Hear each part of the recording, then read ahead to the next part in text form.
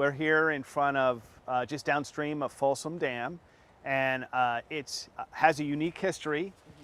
It was constructed by the Corps back in the 40s and 50s and turned over to reclamation to be integrated into the Central Valley Project. And it serves a multi-purpose. So, you know, its primary function is flood control and flood management, but it also serves for water supply, navigation, wildlife, power generation. So it does a lot for the community around here.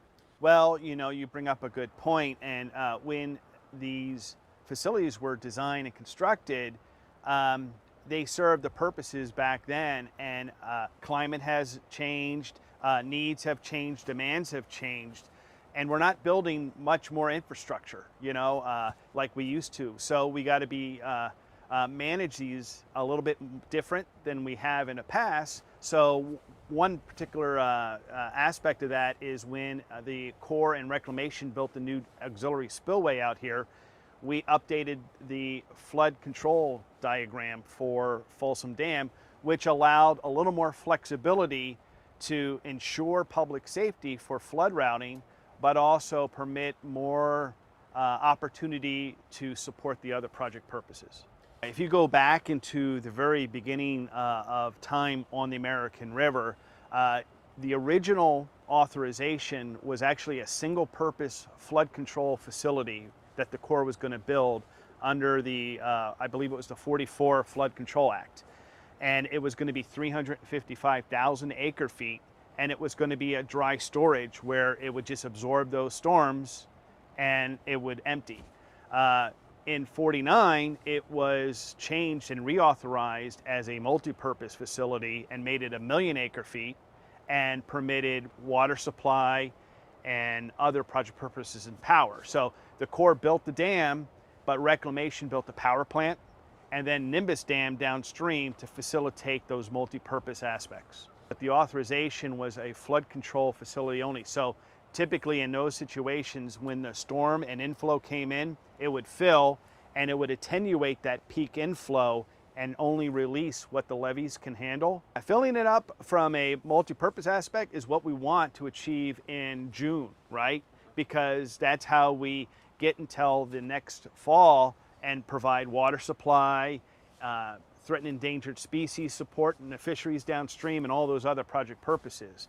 But you're right, during a flood event, you want to make sure that you're prepared for it so you can absorb that inflow, and you don't want to fill it, because once it's filled, you don't have much choice other than to release what's coming in.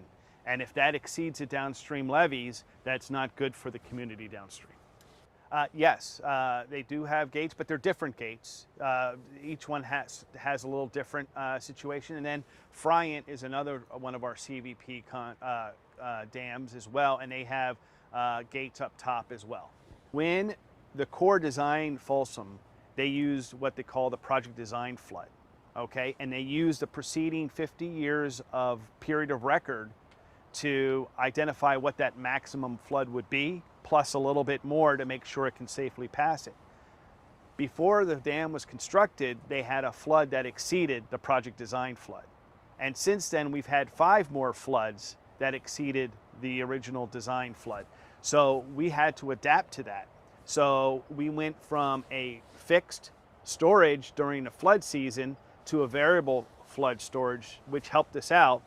But by the 2000s, early 2000s, we found that we needed more infrastructure here to pass those floods. So the downstream levees have a certain capacity. What would happen out here at Folsom is our outlets that you see kind of halfway up the facility here, they can only release 35,000 cubic feet per second. The downstream levees can match and release and handle 115,000. So while the reservoir was down low and absorbing that inflow, we had to wait until the reservoir came up to the main spillway to match the downstream levees. With the auxiliary spillway, the gates are lower. We can match those downstream levees at time 0 during a flood event, and even in advance of it, so we can create storage space in Folsom to absorb more of that flood. So we are more effective and we can adapt quicker based on the forecast. So we can lower the reservoir in the winter and be adaptable to forecast. And if a forecast that our operations center sees on the horizon, maybe 3 or 4 days out, we can actually start making releases to make a beneficial use of that storage for the incoming flood. So it's really been a full whole-scale change in how we approach. In the past, we would just lower the reservoir, and as the inflow comes in, we'd look at a chart and make releases. So now we can be a little bit more proactive. You know, the Corps' mission is flood control. The rest of the project purposes are really reclamation's mission. But I look at all the project purposes, there's a first among equals, and that's flood management. We have to protect the downstream communities above all other project purposes. Once we get through those storm events, we should be looking to those other project purposes and trying to provide for those, like water supply and power generation.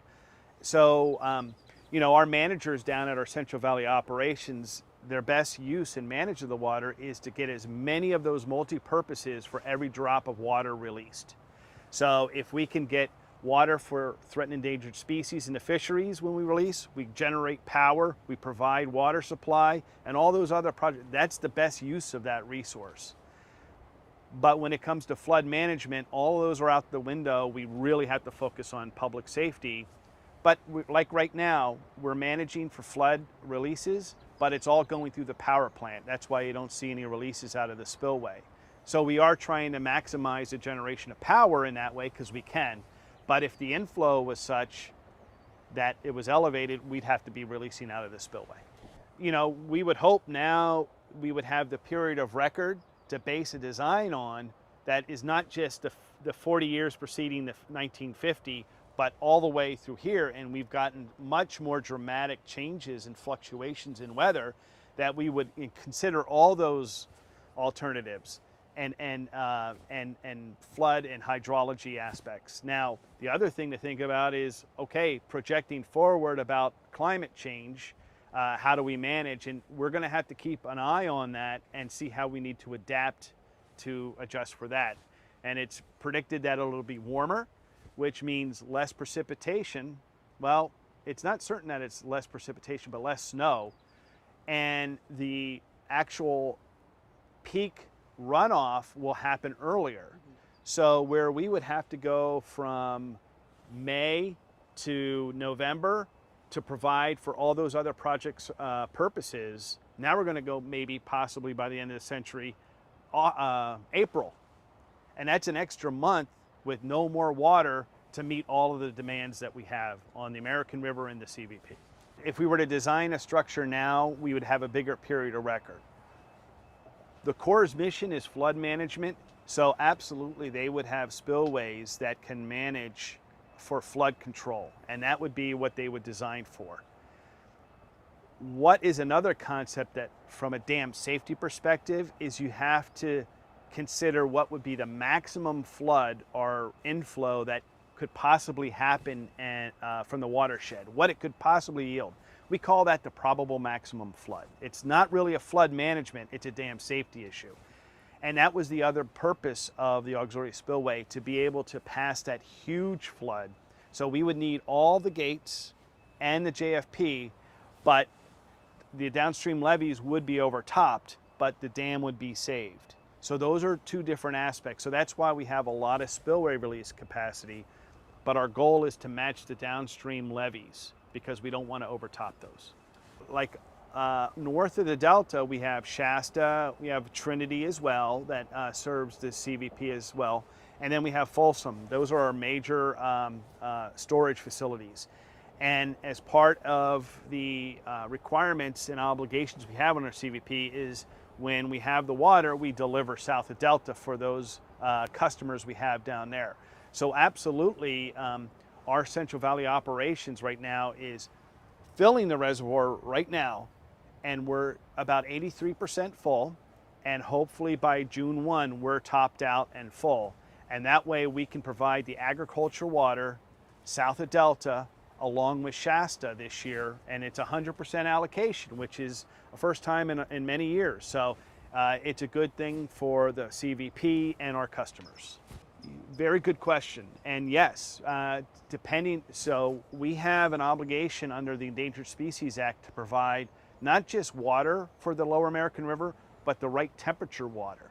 So there are certain times, like in the winter, we can release out of the main spillway gates and we're fine.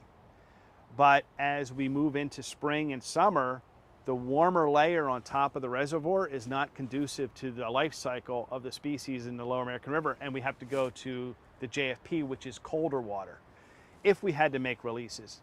Right now, we make all of our releases, as I mentioned, if we can, out of the power plant, and in there we have a selective withdrawal that always matches what the species needs for temperature, to the extent that we can. Okay. Well, you know, Folsom is a relatively small facility compared to the watershed.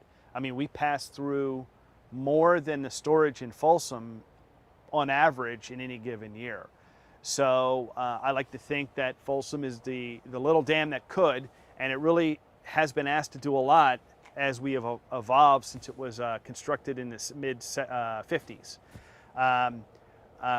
Where do we get to that point where we can ask no more of it?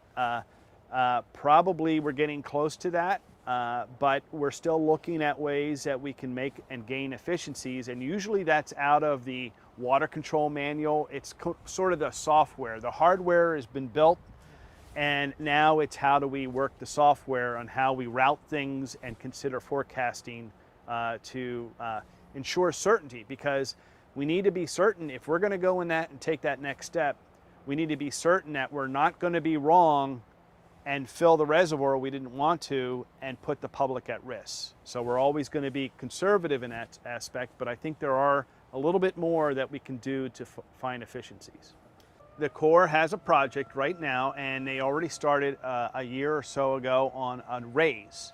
So the Corps has authorization to raise Folsom Dam 3 feet.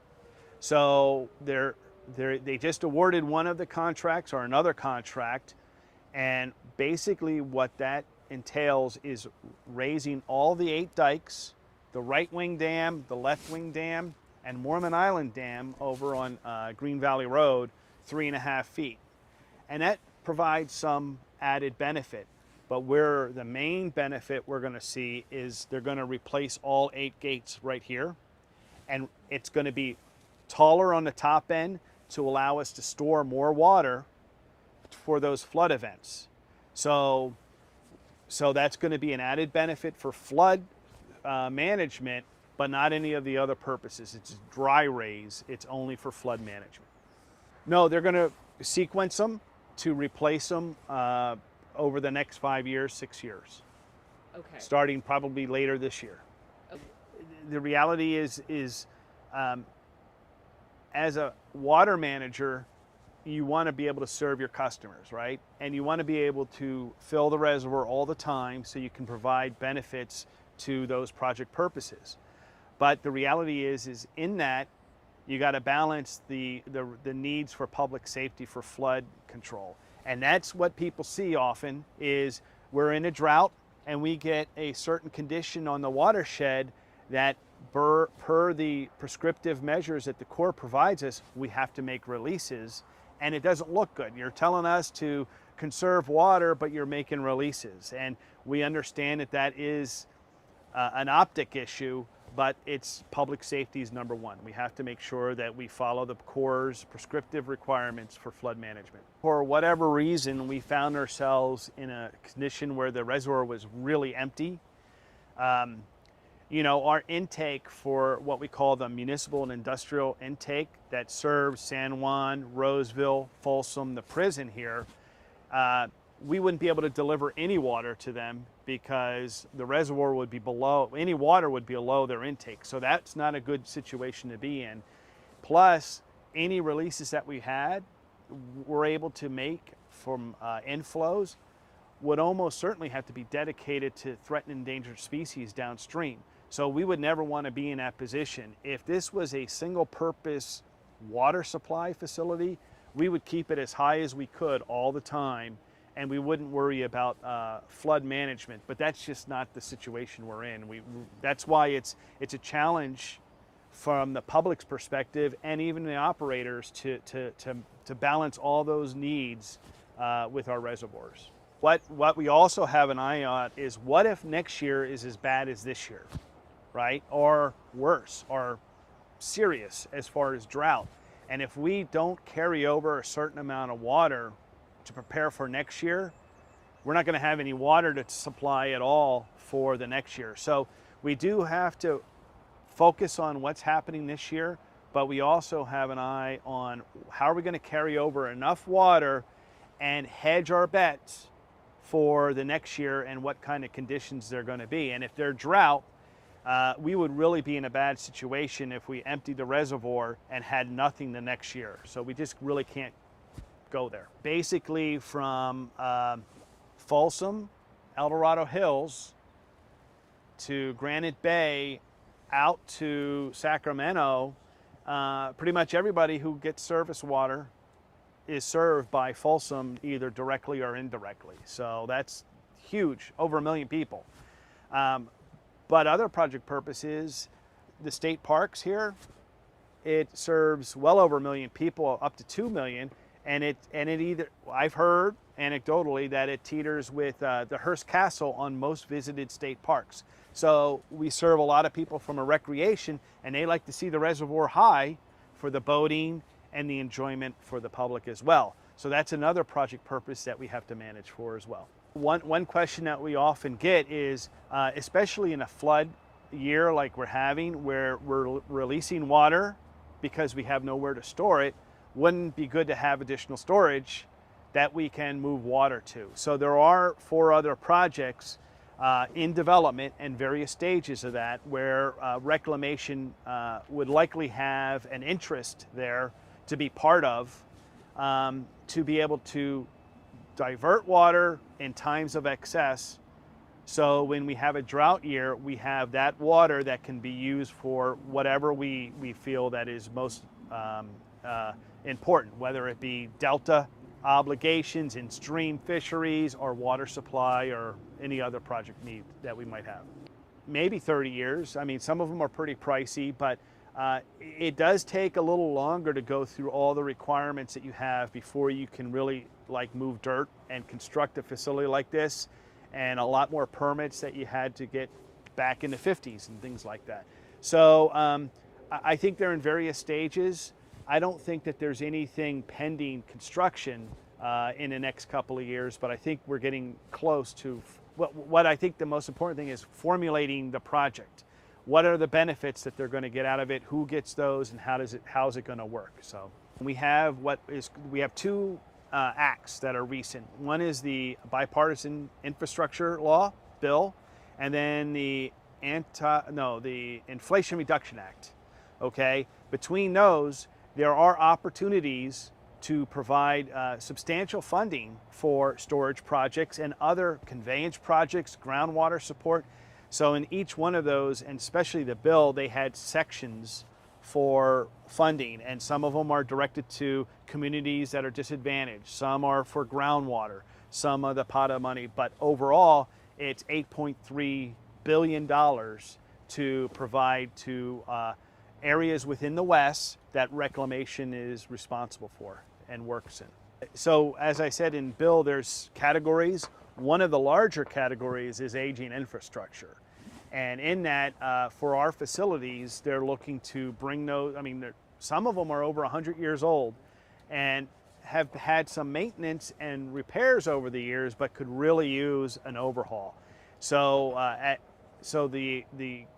the California Great Basin region, to date, out of the bill, has received over $700 million, which is great, you know, and we're going to put that to use. Some of that is like, if you are aware of BF-CISC, our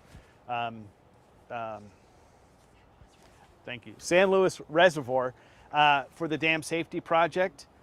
So that's about $1 billion that we're going to have to invest to bring that up to a public safety level that meets our guidelines. There is a project that considers raising San Luis to provide additional benefits, and that's still in the works, and that's one of those 4 storage projects that we talked about. But the dam safety is just ensuring that the structure is safe for the public and meets our guidelines. Okay. So the evolution was,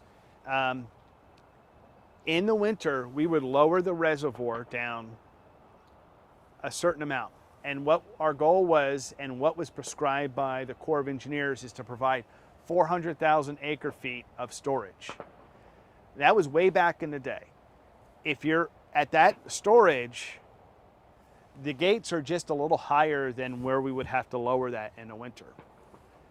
But after we had the 86 flood and the 97 floods, we had to rethink that. And we made a determination that 400,000 was not enough storage in Folsom. So we created a variable storage that would lower it even further. Now we're pretty low in the reservoir. This was as of about 6-7 years ago. And now it's not efficient because we're so far from those gates. It's exactly how you explained. The flood would come in, we would have to wait for the reservoir to come up, and it wasn't very efficient. So we said, all right, how do we make releases instantly at that lower level? And that's when we built the auxiliary spillway, and now we have a pretty efficient system out here at Folsom. In the early 2000s, okay, the Corps and us put our heads together to come up with, all right, you have a flood management mission, we have a dam safety mission. If we were going to invest in infrastructure, what would it look like to meet both of our needs?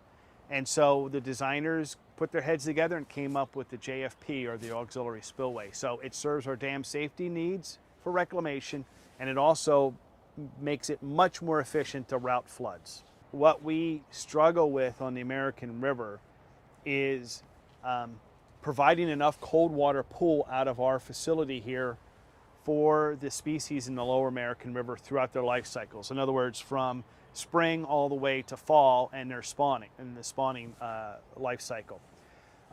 So additional storage, if it could keep cold water and we could provide additional cold water support, that would definitely help our operations. So it would also help if we had additional storage upstream to provide water supply and power. So those would be utilized to the extent that we could for project purposes. We have to have that balanced approach. We want to serve the farmers, there's no doubt about it. That's our mission, that's why we built the facility, but we also have an obligation under the Threatened and Endangered Species Act to ensure that the species downstream have a good habitat to go through their life cycle. So it is always a challenge, but it's a reality of how we operate the CVP. The only other statement that I had in a lot of the concepts that we've been talking about at Folsom are superly, to a dramatic level, are playing out of our Friant facility, Friant Dam. The snowpack down south is just amazing. It's historical.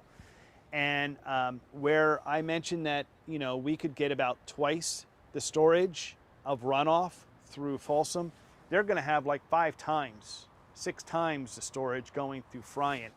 And it's only half the size of Folsom. So they are really challenged this year, but they have a great team and they've developed a good plan to provide safety for the downstream public. They've almost emptied the reservoir in preparing for this huge snowpack that's coming their way. And what we have an advantage at Shasta, at Folsom, is we have a levee system downstream that can pass a large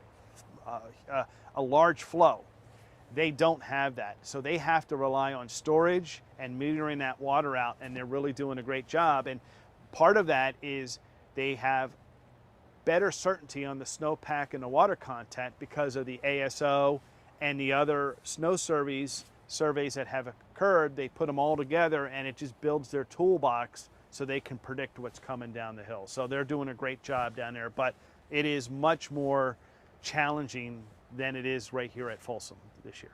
Yeah, it was originally designed predominantly for flood management, but I think what's developed is that hydrology has changed so much that what they thought would work has turned out to not be as efficient as we thought, which is why we ended up with the JFP. And the concept is absolutely right. If we lower the water, even empty it in advance of the flood season, we're not going to gain as much efficiency because of the old structure, because we have to wait until it gets all the way up to the top.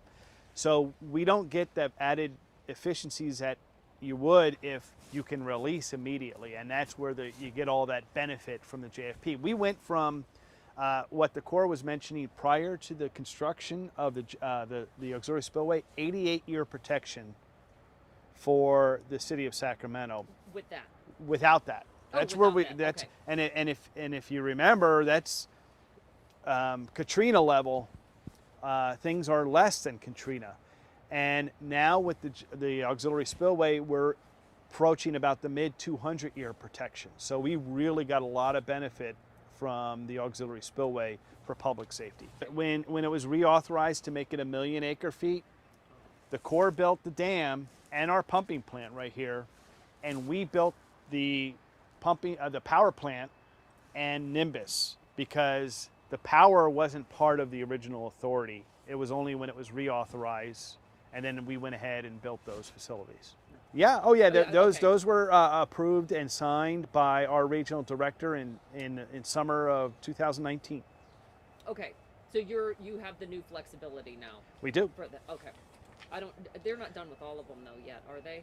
No, and I would for the benefit of the Corps, it would be FERO small case, because I know that there's a lot of where it definitely utilizes the concept of forecast informed reservoir operations. I see. Okay, Yep, but yep, I would yep, keep it lowercase and Yep. not what everybody Yep. says moving forward. Where do we go?